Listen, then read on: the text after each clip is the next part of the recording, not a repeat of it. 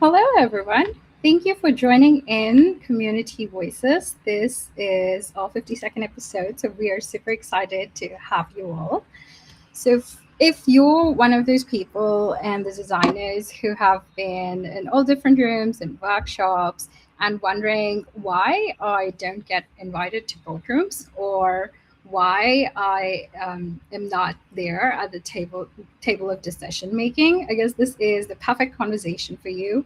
Today we are having a special guest, Michael, who's going to share with us some of his anecdotes from design leadership and what it really means to create buy-in, not only from clients, but from stakeholders and everyone in the room that can actually bring you to that decision-making table. Now, before we begin, I would love for us to do a little bit of an exercise, which is tell me in the chat what is one skill that you wish that you would learn in maybe design school or early career.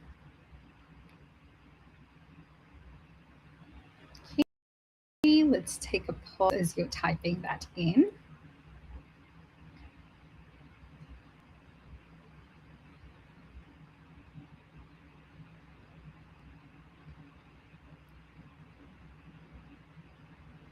All right. As you're telling us those, I know we did this poll on Instagram, which talks about some of what is like a difficult thing that you have to face during your initial negotiation. And some people have told, like, maybe buy in from the clients or trying to navigate between your design values versus profitability. So that was an interesting thing that had come up.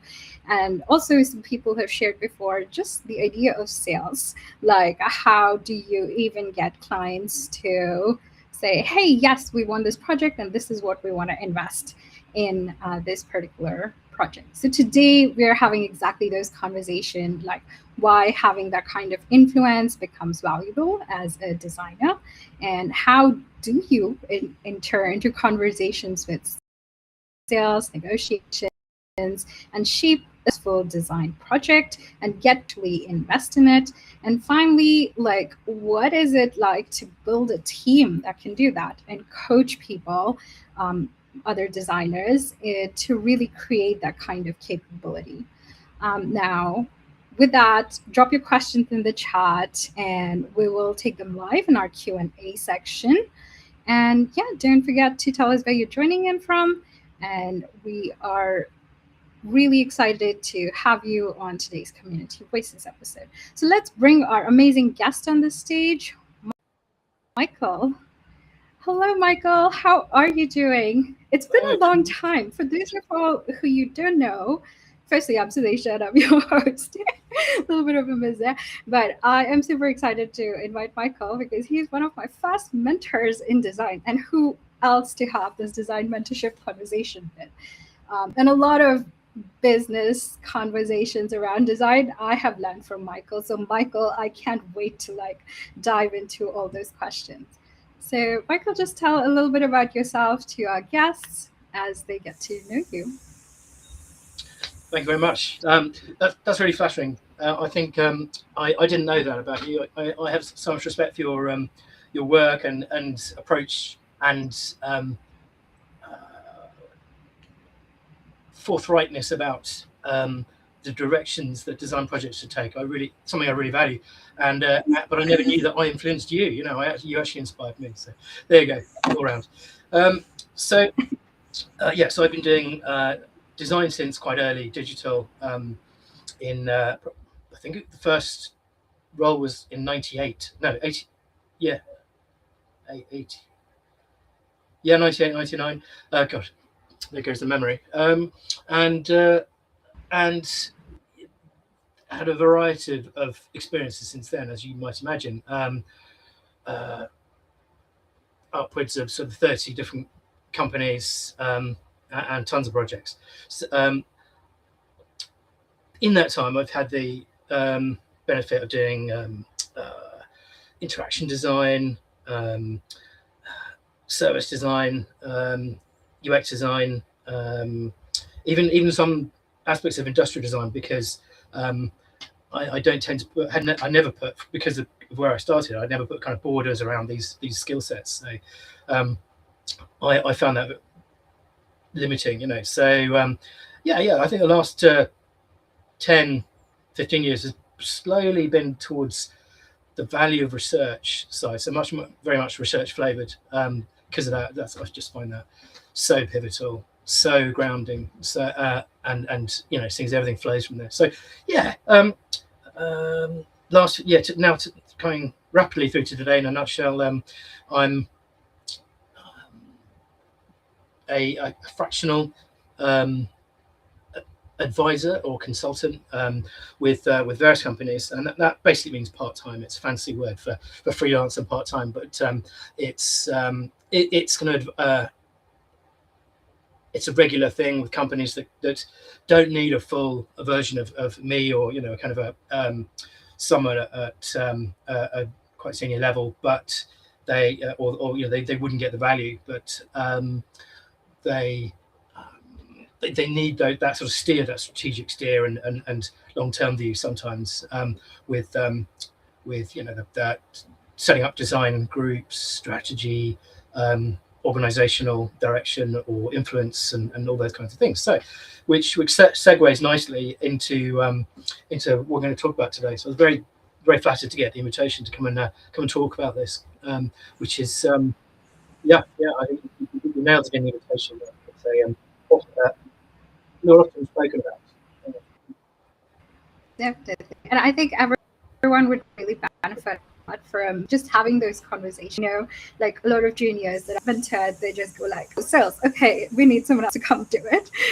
So we've been in the let's be hands off, and someone from management consulting is going to take over from there. But it's so important for us designers to also advocate for ourselves and understand like how we can contribute in the business, and then give it the value that it deserves. I think that's the main point there.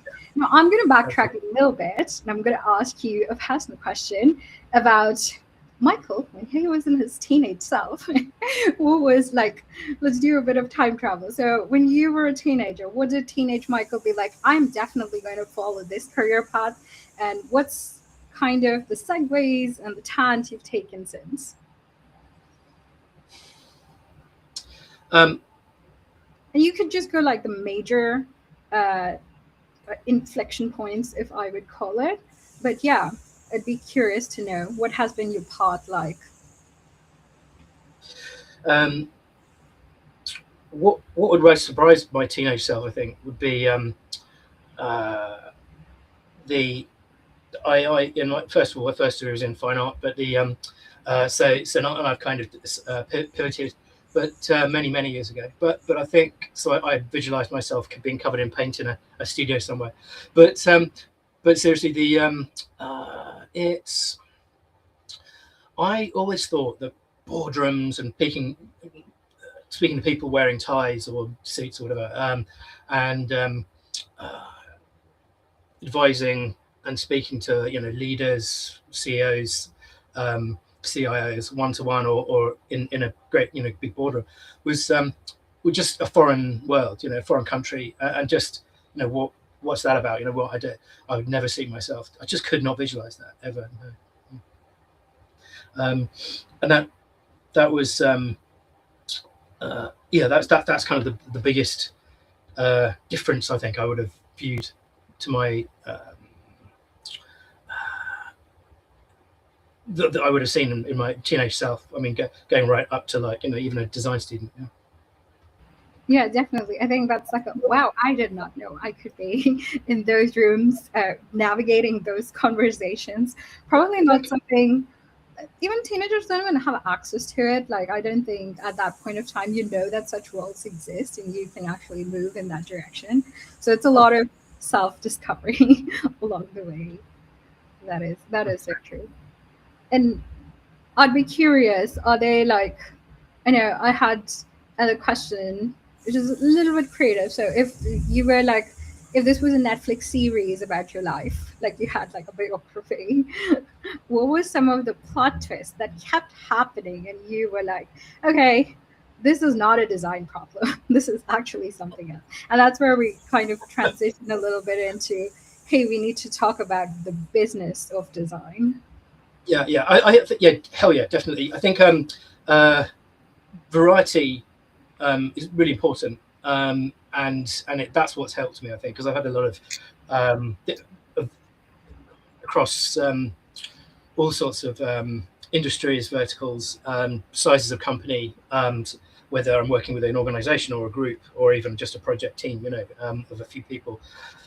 Getting that gives having that's even sort of a few different companies gives you a if you're on your first role, don't despair. That gives you a real parallax view, or kind of like a 3D scanner of the world of the kind of the water we swim in the real world in design, and that led me to kind of realize that I began seeing working with great people, great design teams. We had great designs, we had really good research. We have amazing developers who are really sympathetic to design and really got it. And even really superb timing on the business side. The product guys are really all over the market.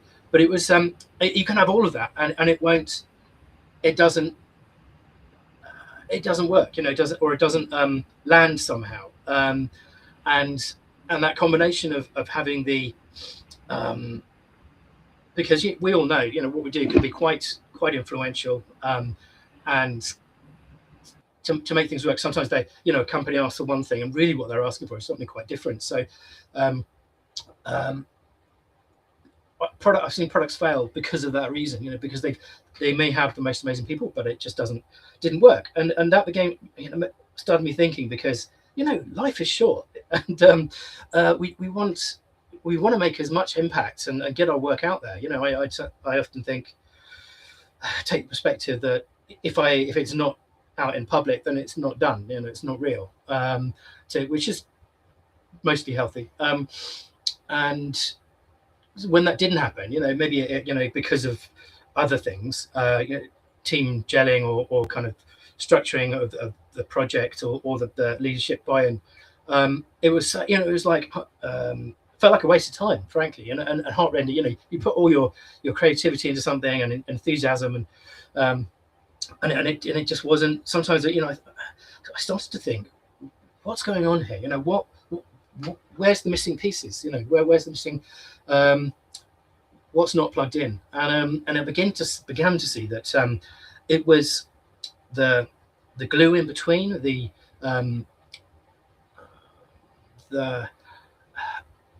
having that kind of the right perspective and people of value on your side, even from the team members about you, from the different domains around you, who don't necessarily understand design, right up to the leadership. And as I experimented with that theory, things started to really come together, and it was a light bulb moment. Yeah, absolutely. Yeah, that is definitely super interesting. That I think all of us have a kind of light bulb moment. It's like, it is more than design. What am I missing? What are these pieces? I am going to backtrack this a bit. Like, a lot of us, when we are kind of starting a work, we think like design begins at, say, the user interview or the workshop, or it probably begins at the first post-it we're trying to write and be like, okay, this is what the problem is. But you've kind of, in your previous statement, sort of challenged that. So I'm curious if you can tell us maybe one story or an anecdote of what that was like, where, like, in a project where all of the conversation actually happened before even they got like design into the room. And what was that like for you? Yeah. I do think that I feel, when I speak to some people, I feel slightly a little strange sometimes, because when you're doing quite a lot of the pre-work, or the guiding and smoothing the way of design, it doesn't feel like you're actually putting pen to paper or pixel in moving pixel around a Figma. But I genuinely believe this is part of the process, and it's absolutely so impactful. As much as, you know, it's like when you get it going, it's when you first, you know, it's like the first time you kind of got real research and into a project, and it's sort of it's absolutely pivotal. So there's probably more where, because you learn by failure, I believe, you know, learn by not succeeding. There are more stories like that, because as the industry grew up and learned about itself, and people began to understand a bit better, you know, that things went a lot smoother. But good one. I'd say there's been a few really nice ones. I think the certainly at TCS in our sort of surface design thinking group, it was there are some really nice examples there and counter examples. So we would, you know, our practice was almost predicated that we would go in before major design projects. You know, we would sometimes help them to find what the right words to ask for what they needed, you know, and so we were kind of pre-design anyway. So that, like, almost everything there was like that for me. But a counter example and an example in healthcare was I think the Boost Project, which is a organisation in the UK. They're affiliated with a US organisation called WLA, one of the pharmacy organisations who also make their own stuff, you know. And but it's a sort of a really historic UK brand with a lot of collateral with the culture of the UK, and so going in there, they had some really strong views. You know, in the UK it meant, and in my domain it meant that I was able to talk to some more senior people because they were there in the HQ, and they had an amazing workshop space, like almost like an amphitheater, and whiteboards everywhere, and everything. All the theater was there, but when it came to it, the structure wasn't in place. You know, the people hadn't been primed or didn't understand, or somehow didn't. And then fundamentally, with executives, if they don't agree, then they can be quite firm and directive about when something's not going the way that they thought or they expected. It didn't work so well, because the end result of that set of workshops and research we did, and a kind of a week, sort of 2 or 3 days of a design sprint, strategic design sprint to solve a difficult problem. They didn't buy into the solution, or the kind of the journey we'd gone on to find the solution was sadly not. It didn't go anywhere, because the people who should have been brought in weren't. Conversely, amazing project where everything came together was at GSK, working which you're very familiar with. Was that lovely project working in the vaccine labs, and with it's the only, speaking to them beforehand, they had lots of meetings, and I really absolutely laid down the law in a very extremely polite way and you know, a diplomatic way, but said, you know, we have to have the research phase, we have to have because of this context and the complexity, we have to have the all the factors involved to make this happen, and it was the only project I ever had where someone asked for another week of research to add in. And usually, and particularly, sadly these days, it's gone back the other way, and people are skipping, or they're presuming that some artificial device can kind of substitute for human beings, it set the stage for the team to get busy, you know, and really make it happen. So that was it was quite interesting, and I met all the executives in the US and in in Germany and Canada, and made sure that they were, it was all primed and everyone was absolutely on board. And I was quite honest, but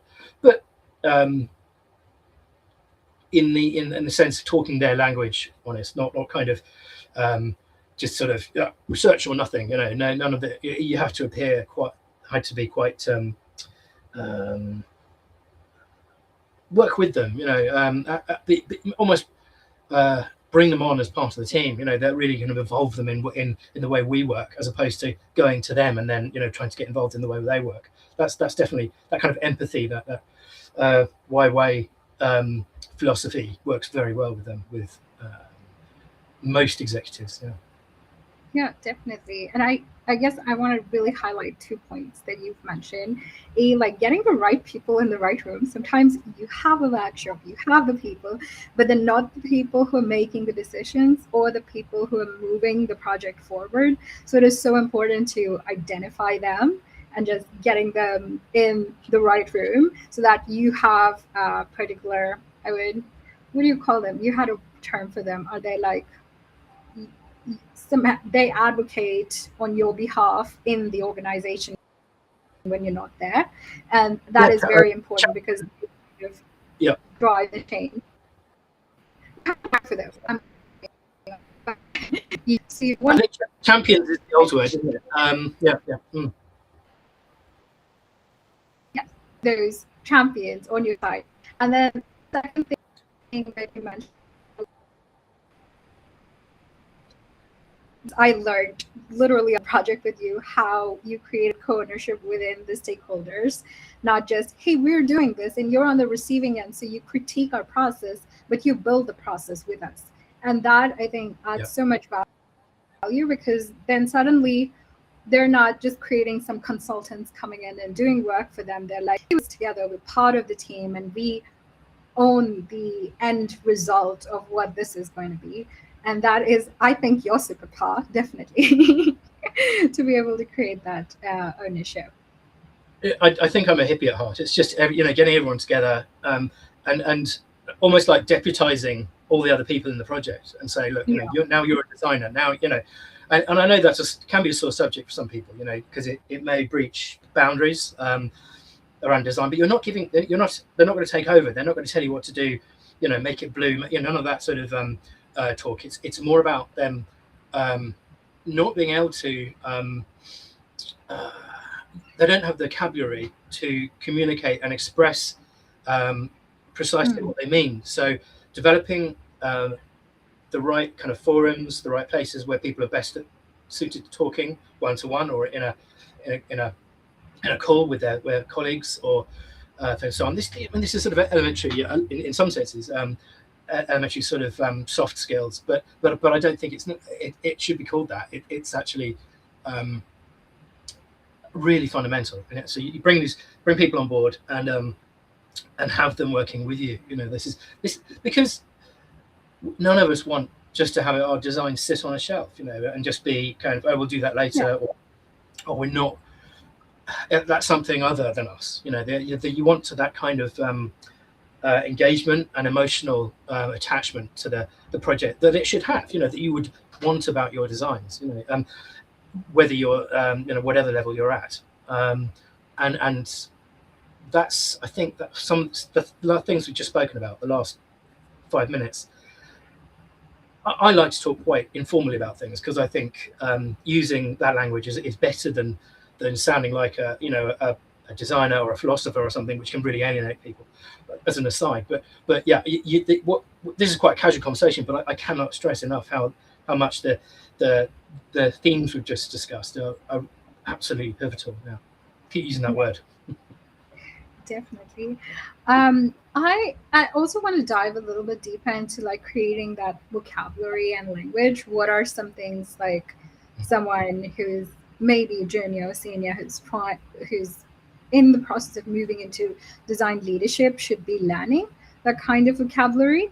And you could talk about it in a couple of different terms. So one is, say, if I were before a CEO and you walked into a room of executives, they're not really buying your post-it, they're not buying your journey map or like your service blueprint. They're particularly not buying that. So what are we Yeah. selling? Like when you go into that conversation, is it a number? Is it a slide? Like what exactly are we selling?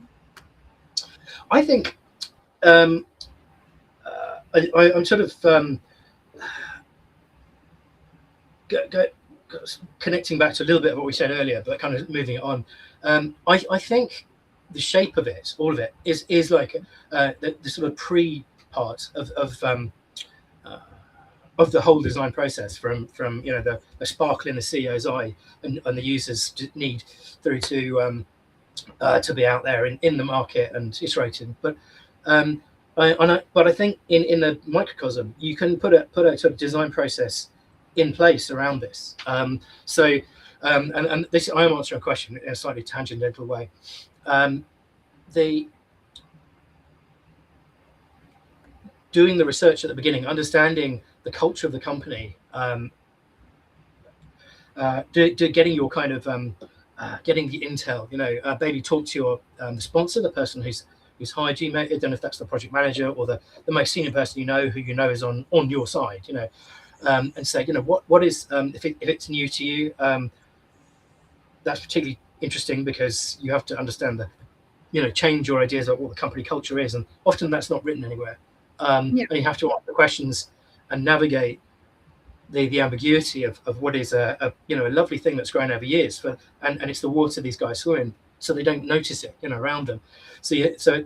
Which is our research techniques cope with that perfectly well. So having a in your mind, having a research stage, a design process where kind of in the sense of racking up like how to communicate what really resonates with certain people. If you think about, I'm not trivializing this, but treating the CEO or the leadership or the sponsor who's going to be who's advocating for you on budgetary wise, or will afterwards, which is really important, both pre and after follow on. Understanding what really motivates them, because it can't. Some people it's a number, some people it's a the appearance of confidence, a yes, or this is what we're going to do. Honestly, they're reading people as much as anything else. And there's a irritating old school agency phrase, which but I think it does hold a lot of weight. Is that people are buying people, not not things. Yeah. And that sounds a little bit mercenary, but it's just a quick way of summarizing that when they say yes to you, or they get on your side, or they follow your guidance, they're really following the believing in making that decision based on the confidence they have in you. Which, yeah, I mean, sure, you've got to have all that behind, all the sort of, yes, I can, I'm a designer, I can do this, I've got the right background, but also it's that you're talking to them. Absolutely. I think going really to the root of this is that engaging with them and like having a conversation like this, as opposed to having a very formal conversation saying, oh, well, design process says you have to do this, this, and this, and here's the best practice. No. Like open up, get them, bring them in as if you're having a conversation over coffee. In fact, go and have coffee with them, instead of just meeting in formal situations. It can be hard, being relaxed and making small talk. And I tell you, I'm the worst at that. When I was younger, dear God, Yeah. I just clammed up. I couldn't speak. Literally, I'd be like, oh my God, what am I doing here? I'd get starstruck or something if it was the CEO, that kind of thing. But doing whatever you have to do to be relaxed with it. Maybe it's just sort of if you sitting near them or understanding what they're like, in order to be relaxed with them, because they want that you may get 10 seconds in a big board meeting, or you may get a minute, or you may get 20 minutes with some slides. Usually it's the shorter amount, because they're extremely time poor people, very direct. Don't let that kind of destabilize you. Some people indeed are kind of a lot of founders, particularly, I know, are very forthright, very directional, very kind of, this is where it is. And you can't blame them. They, you know, they really own and passionately care about their company and their the direction of their product. So so it's kind of helping, you know, when they, if they're, particularly if they're a founder, they're the first person when a company was one person, you know, and so they feel like it's theirs. And so the getting them to relax and you know, let go a little bit, and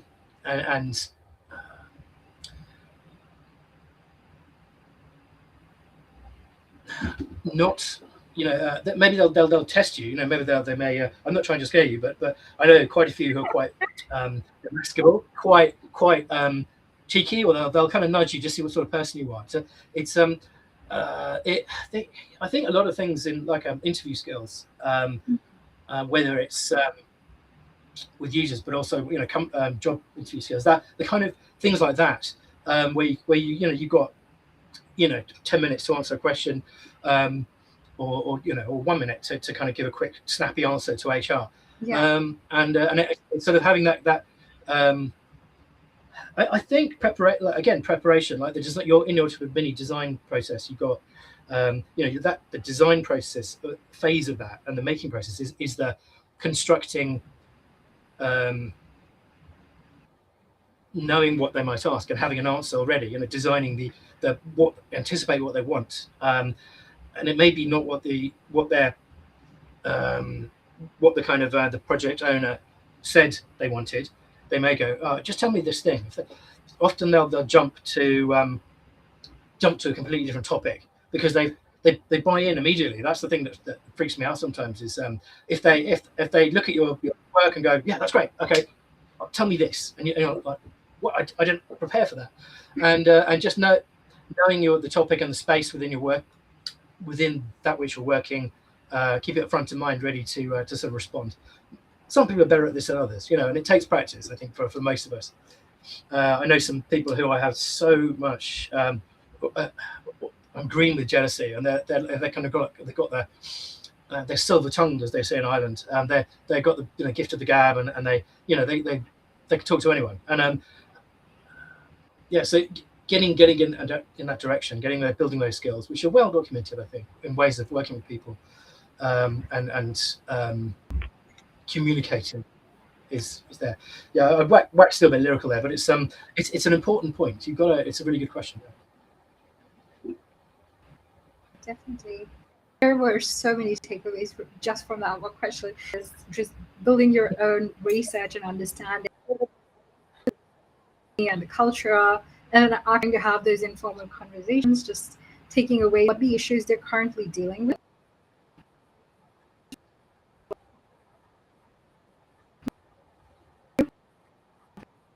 Hey, and rather than just being like, hey, what can I do for you? I think that's makes you more proactive, and I really personally appreciate that. And I know everyone who is in that boat as a founder, or they're running big teams and really appreciate that proactiveness element. And there's also the part where you said you're buying the people, not the project or the skill. It's the confidence. How can I work with this person? I think as soon as you meet someone, you kind of judge whether, will I get along with them? Can I work with them? Can I share ideas? Can I have conversations? There's so much of that is not really written in any description of a proposal or job description, but that's what people are looking for. Someone who can make my life easy if I can work with them. And absolutely, that is important.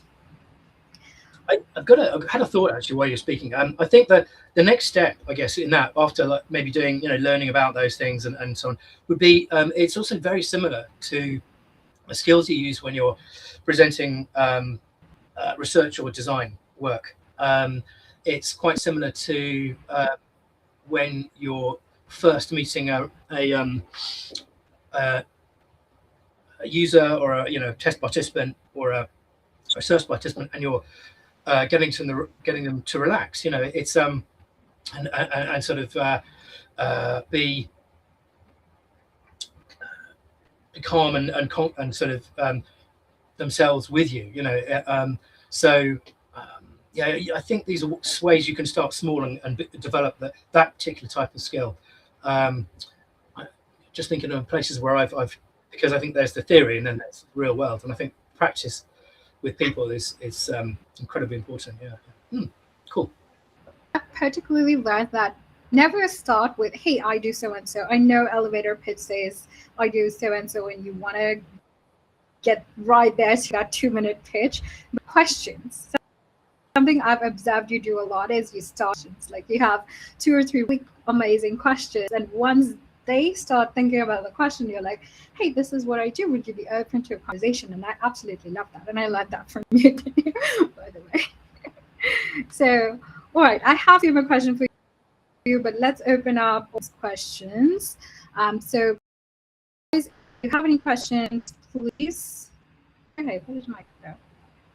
Right back. So if you have any questions, drop it in the chat and we'll take them live. Opening the Q&A.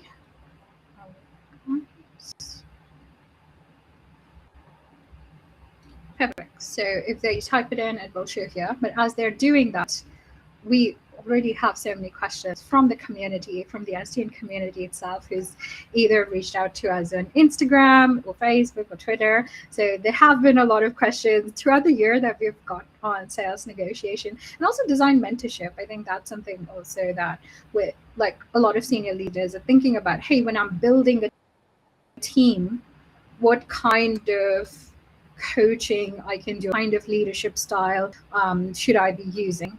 So I am super curious about, you've like led a lot of teams and you've really built, like mentored so many designers, non-designers. Actually, you have a whole labyrinth of people that you've mentored. So fun question here would be, imagine you're casting in a heist movie. Rather than hiring a design team, what are the roles that you're looking for and what qualities would make someone indispensable? Right, you mean like the driver or the front, the guy who goes takes point and that kind of thing? Yeah, absolutely. Right, like, that's a really good point. What do you think of? I'm losing a little bit, so I'm going to crack on. Yeah, I think that's really interesting. I think I don't tend to think about seniority so much, only as an indicator that that they have experience enough to, or they're good with people. I think it depends on whether they're going in alone or will spend time there, first, or whether the team is going out and working solo, or whether they're in a pod themselves. But I think you definitely want quite.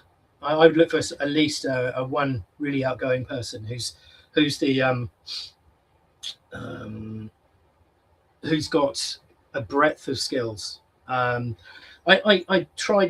avoid hiring anyone like me.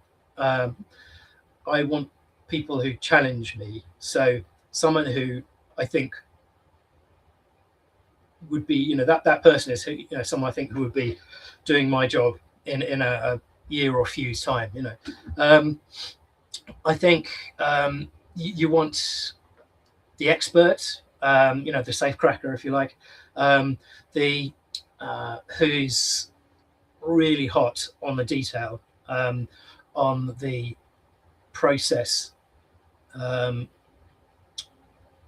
think there's also, I think we're kind of outlining what is an unspoken thing about kind of the types of designer, by which I don't mean subject matter or domain. I mean their style. And I think there is one school of thought that says that there's sort of three types. There's the sort of enthusiastic extrovert type who's out there, likes being the face of the team and so on and so forth. Often that's the leader person I'm talking about, who goes through the door first. The there's the second one, which is the sort of the very specific technical person who's going to, who maybe would one day want to go into just being a real expert in sort of Figma or the practice or pure, being very pure in their sort of domain, as opposed to doing all round stuff. And also there's this one role that's a kind of who's the person who's timing everything, who's like this, like they do in bank robberies, you've got 30 seconds left before the police come. And that's a sort of someone who's really organized, the person who's often owns the type of person who loves working in with design systems and will curate and look at and maybe lead that kind of project, that sort of character and skill set. I'm glossing over tons of stuff here that may be confusing or controversial, but for purposes of time and conversational style, let's sort of just stick with those things. So those groups of people, but again, most of all, that they'll gel and interact really well. I like that. A certain level of empathy, fundamentally, that's for human nature, for people. I don't know if we've lost Sudeshna, or she was having problems earlier with the connection. So let's see.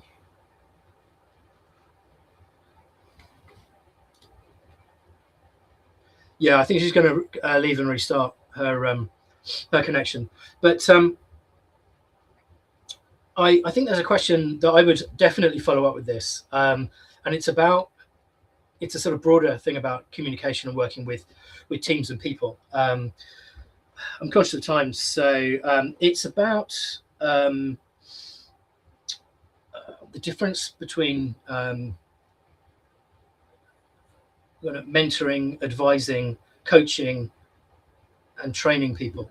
And I think defining those is part of the job. And words are words. You agree their meaning amongst yourselves. The meaning can be flexible, but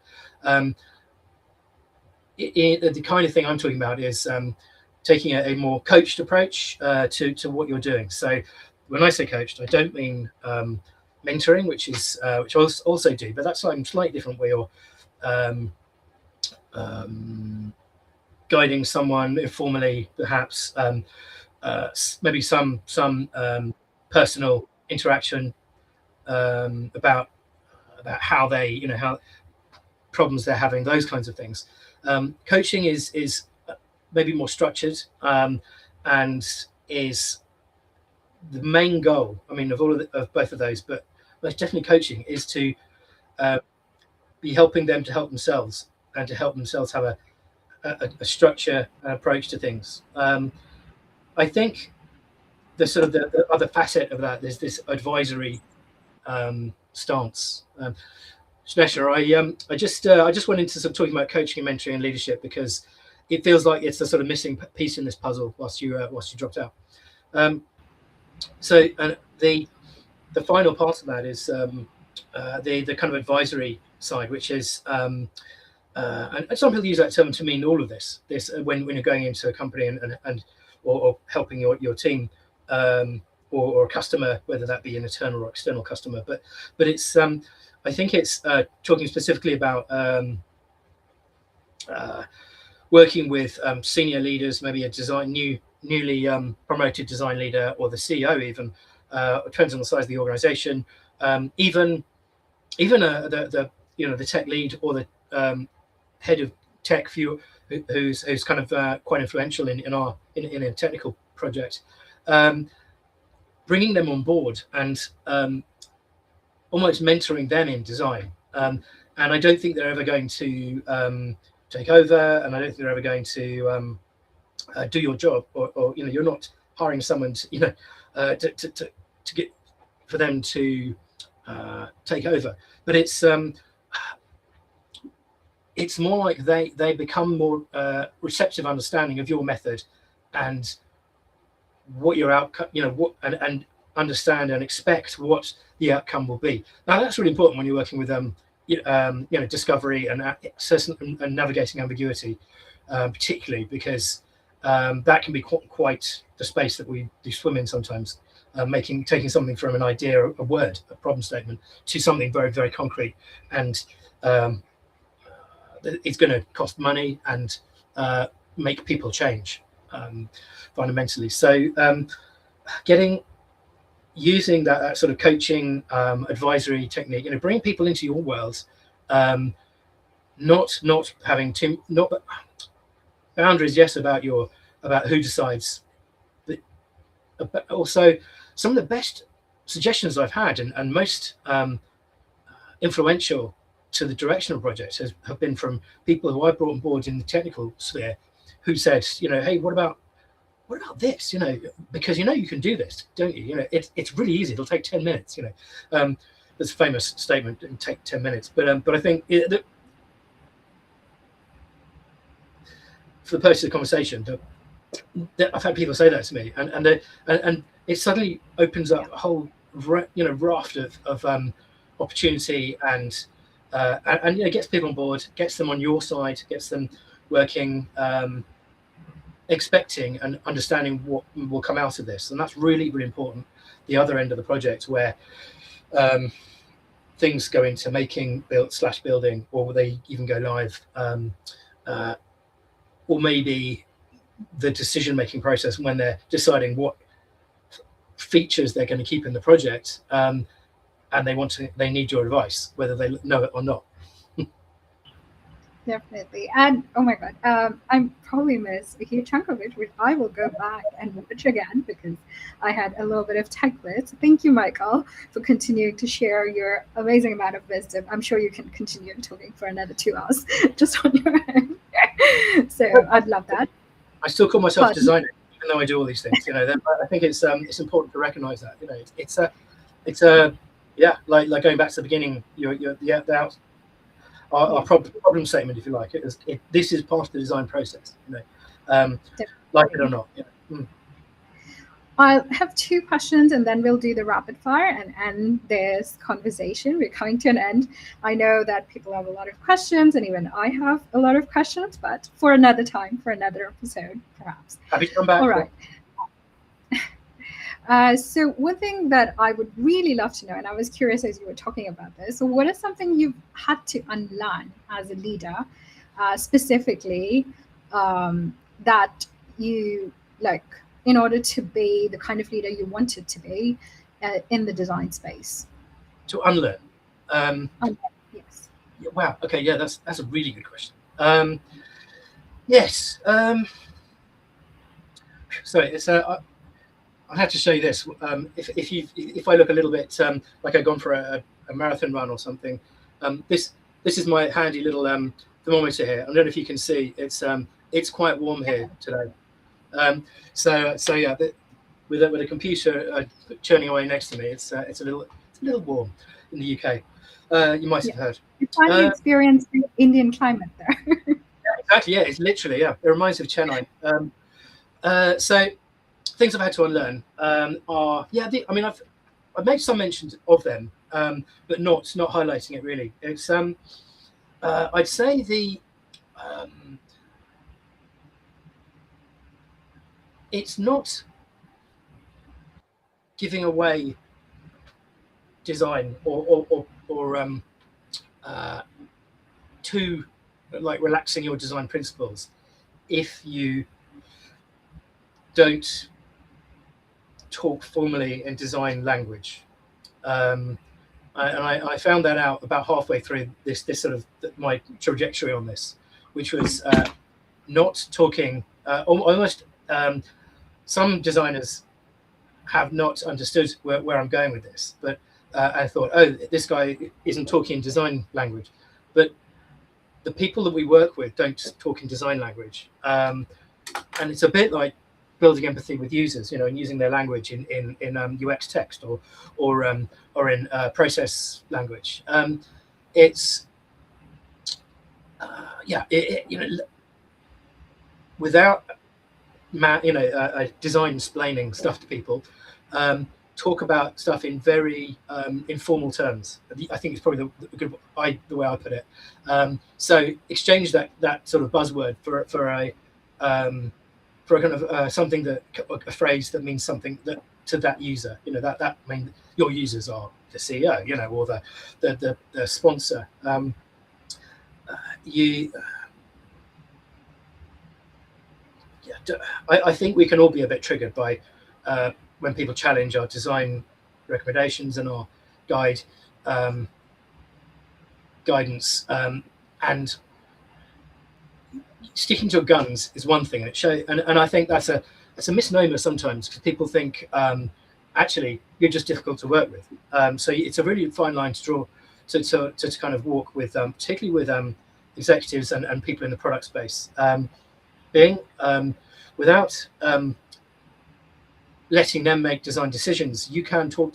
It's really important to learn to talk informally. I even I've done a bit of business training, particularly I think it helps with freelance, and how you run a business. Even sort of simple LinkedIn courses like that, really interesting, and it helps you to key into the way people are thinking, what they're after, what their goals are, what language they're using, and that goes down into fine detail. That's a very broad statement and quite simply put, but they can be very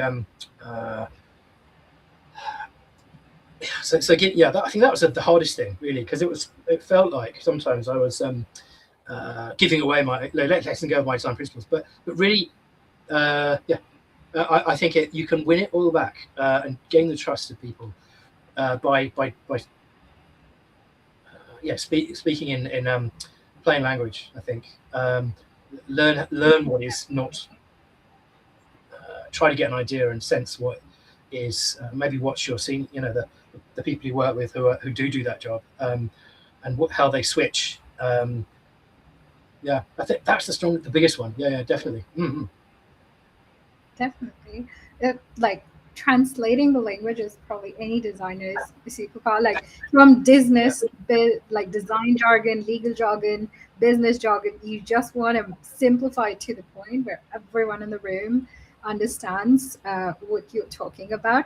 I don't remember who said this, but this was very interesting. Like, don't talk about the font, but talk about the number of people reading the font. And I really loved that code, because it talks about the number that people care about. They care about their customer, what they care about. So identify what they care about and talk about that. Don't advocate just for the design. That's a really, really good example. You're very good at putting us into summarizing my inconcise comments, but that's a really good example. I had a founder recently who was who I was advising, and he had all these ideas about the absolutely classic, and all these ideas about the font had to be this one and it had to be this, and he's quite a creative person. I think if you scratch the surface of really interesting and successful people, they have quite a strong creative streak, and they feel sad when they're not involved in that process. So but that's a tangent. But he was saying, yes, this font is like this, and I broke it down, and he was quite happy to listen. I said, I mean, it's contrary to what you said, don't talk about the font, but he wanted to. This was a kind of an area where he wanted advice, and he was asking me, without asking me, to sort of maybe just sort of break down what, and I wouldn't have mentioned it, but I felt like the choice that he'd made, was good actually, but it was just slightly off. It was a little bit whimsical, and I think he wanted to look creative, but I think it was a situation, tech industry, and something a lot more kind of a lot simpler and minimal would have really cut it. So and that was the thing we were talking about. What the effect was, not like, oh, Helvetica versus Europa or whatever. That is true. That is true. Thank you for sharing that example. I think that puts it into perspective. Amazing. So this is my last question. With this will end, which is, how do you maintain design integrity when business priorities seems conflicted with user needs? And this is something that had come up during a very interesting project I had done with in the healthcare domain, and it was about psychological safety. And I just wanted to give you a little bit of context there because I was very curious, like, how do you maintain design integrities when your business party is directly in conflict with user needs? Could you say, yeah, okay, so can you say the first sentence again? I think for me, you're cutting out maybe on my connection. So, Yeah. yeah. So let me repeat it. So, how do you maintain design integrity when business priorities are in direct conflict with your user needs? Oh, yes, indeed. It was very highly voted. Comes like everyone wants to hear the I have answers, so I couldn't skip this. I have encountered this at every single level. It's like it starts with in your first job when the project manager says, "Oh, I don't think we can do that." It feels like he's making design decisions, but he used the excuse of it being expensive or something, and which is a fundamental of business strategy. It's like he's got the money side, and we don't exist without it. There's no design without a sponsor. But at the same time, we know that's wrong, and this is the most important thing. Totally, and right up to at every stage, there's someone like that. And in fact, I'd extend it out to, oh, that's not technically possible, or it could be very expensive. It's going to take ages. It doesn't work with our platform. There's a sort of a tech version of that, isn't there? Which is, I work to a point. Pretty much all the tech people I've worked with are really great people, but they're coming from their perspective, and they're trying to get their thing done as well. So before anyone says I'm kind of painting them with a dark brush, but throwing shade. But I think this is the thing. It's complete. Firstly, the thing that makes the most impact I found is completely converse or seems counterintuitive to that particular statement. Why I've been going on about things being pivotal all the way through this piece is because all the things we've spoken about, build up, and they set the stage for these conversations. It sets the stage for people accepting your research guideline conclusions or steer, saying this is completely different to what you thought, even though you really believe and you think your users. That can be a really difficult one for them, for most people and organizations, when it means a completely, slightly change of strategy, so on. So I think there are lots of like conversational dialogue methods to sort of introduce stuff in a stepped way in your PowerPoint presentation, or to the language, getting each person on board, understanding the way they talk and so on, what most resonates for them. But the fundamental thing that all of this points towards, the pre-work, this business work. That's why I think it's so important, is that it's like the first stage design, in that it's getting people to trust what you're going to do, getting people to understand and really believe in the process that you're going to go through. And I have to say, getting that right first can fundamentally change things, and in those conversations. You may not even have those conversations if you got that first piece right, which is Okay. So my answer is, it's all of the stuff we've spoken about today. That's why I think it's phase zero of design, because it is getting people on board, getting them to trust you, and you may not even have to have those conversations because you're doing this. And I know it feels like I'm avoiding the question, but I'm not. This I'd say that almost everything we've spoken about is about getting people to trust your word, to believe in your statements, and having them involved in what you've done. Shows them, has that emotional investment, and belief and trust. It's on. It makes it theirs. It's that engagement and ownership. trumps or like beats having a kind of clash later. And you really need that buy-in, that kind of that trust, because the research may change strategy, business strategy. This research may even change what you're building. The design may be different to what people think. It may be expensive. It may be like the bit they thought they wanted to design, maybe the least of their worries. It may be something completely different that solves the problem, and you're the person who has to explain that to them. And if you've got those vibes already, then I think with all those the main people, the sponsor, and it's gonna smooth the way. It's like the sort of universal glue that holds the project together. I can't stress that enough. Yeah, totally. Definitely. Thank you so much, Michael. You've shared with us such golden nuggets of insight.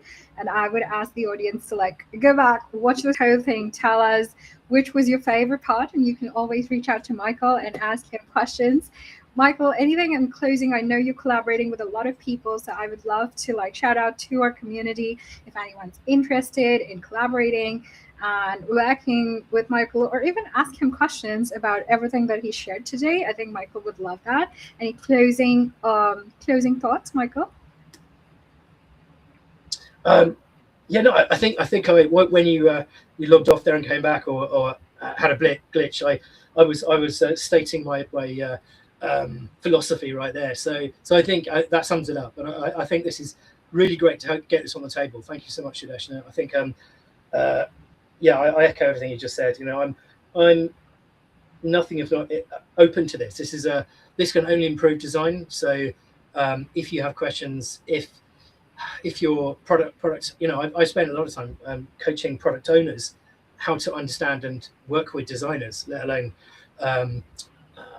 doing the design process. So if you know someone like that, I can use some tips, or indeed come and help you, or gently nudge that person towards in the right direction if you're really experiencing speed bumps. Definitely. Amazing. Thank you so much, Michael. Thank you for joining us today once again. And thank you for your patience with all my tech glitches. I am forever grateful. Amazing. So we will see you next time. Thank you. It's been an absolute pleasure. I have so much time for these kind of conversations, and yourself. So, You as well, Michael. Bye.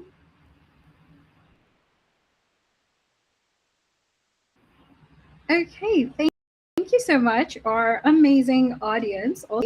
Our next episode will be on 2nd July. So we're shifting back to the weekly form you all really love and have been asking us to go back. As always, don't forget to share, follow us on our social media for updates or future community voices session. And a huge shout out to everyone who has been joining us week after week on Thursdays, sharing their questions, sharing their insights, and looking forward to the next episode together.